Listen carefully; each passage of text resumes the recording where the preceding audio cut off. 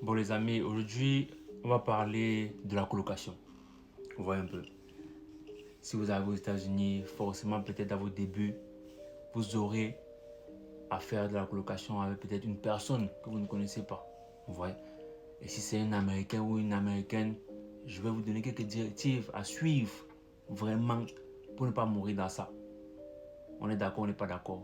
Donc première des choses, don't touch other people's stuff. Ne touche pas la chose des gens sans leur consentement, sans leur demander à l'avance.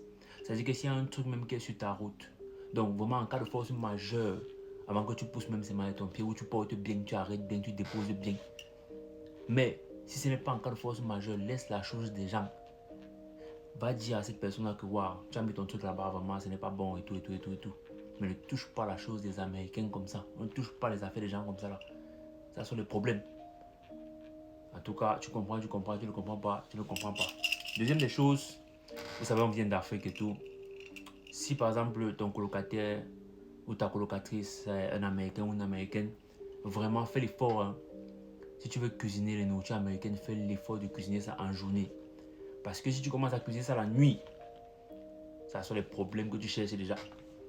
La façon dont on va te récupérer avec ça. Vraiment fais l'effort de cuisiner ça en journée. Parce que la nuit, avec les odeurs et tout, on sait comment ça sent fort là. Tu vas te créer des problèmes pour rien.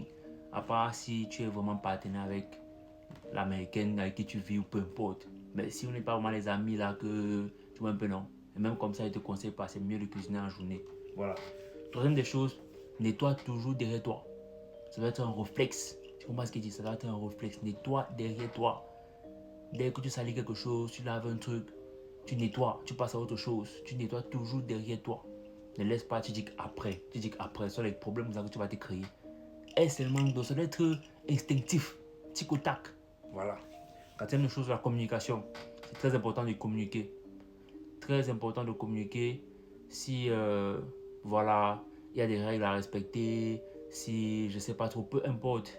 Si vous voulez faire un truc, si vous voulez déplacer quelque chose, déplacer un meuble, si vous voulez changer quelque chose, si c'est l'appartement, peu importe.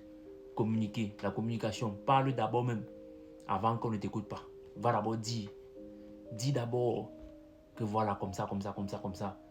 Non, même si demain ça t'est, tu dis que non, il t'est dit. Il faut d'abord parler, même si l'autre personne ne communique pas en tant que telle. Toi, quand tu es obligé, tu vois que non, tu dois faire telle chose et ça va peut-être affecter la personne, ça va toucher quelque chose, je ne sais pas, ça va affecter quelque chose dans l'appartement. Communique d'abord. Ça tombe à un autre point très important. De 5, il faut fixer les règles. Fixer les règles, c'est très important. Tu vois, non, pas si vous êtes l'écho, que vous vous entendez, mais même comme ça, il faut fixer les règles que bon, ok, telle personne doit laver les toilettes, si vous avez par exemple seulement une seule douche, si vous avez une seule cuisine, telle personne utilise la cuisine comme ça, tel jour, telle personne, fixer les règles c'est très important. Parce qu'au début, ça sera comme ça, comme ça, comme ça, mais après, ça va créer les problèmes. C'est toujours mieux qu'il y ait des règles, après, il peut y avoir des exceptions, tu vois. Tu peux être dans une situation, tu demandes que non, voilà, je sais que c'est comme ça, mais pardon, je voudrais faire comme ça, je veux utiliser ça comme si. Mais fixer les règles, c'est très important au début. Si vous êtes avec une personne avec qui vous vous entendez bien, une personne qui est quand même compréhensible, c'est important de partager ce qu'on appelle emergency contact avec la personne. Il s'agit d'un contact en cas d'urgence.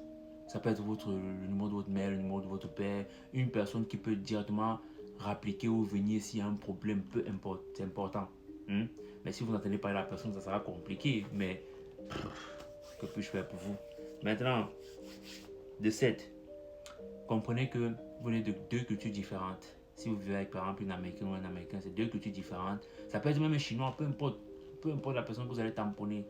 Respectez la culture de l'autre personne et respectez aussi ses manières. Tant que ça ne vous dérange pas, tant que ça ne vous affecte en rien, tant qu'il y a des règles, la personne respecte les règles là.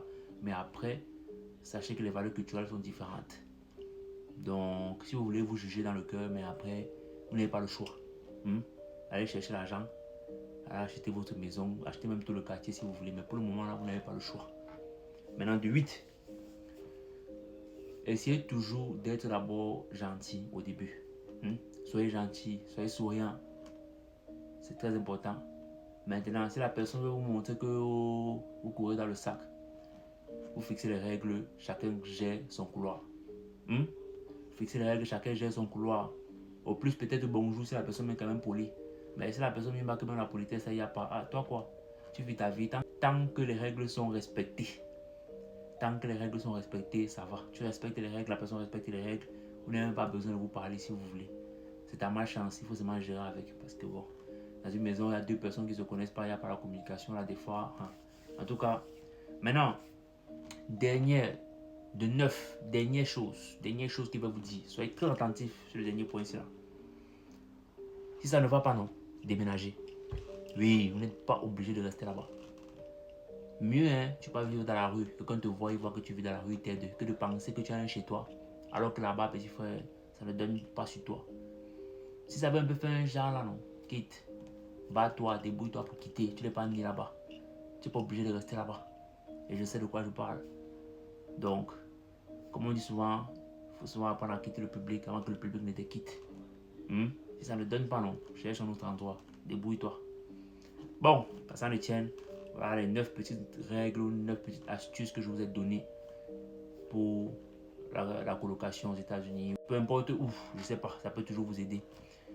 Donc, faites un bon usage si vous voulez. C'est votre problème. Moi, j'ai déjà parlé. N'oubliez pas de vous abonner et activer la cloche de notification parce que beaucoup de vidéos comme ça arrivent. J'ai décidé de faire minimum une vidéo par jour. Donc, il y aura minimum un post sur compte par jour à partir de maintenant. Donc, soyez concentrés et on se voit sur TikTok. Donc, allez-y. Je sais que vous savez ce qu'il vous reste à faire. On est ensemble.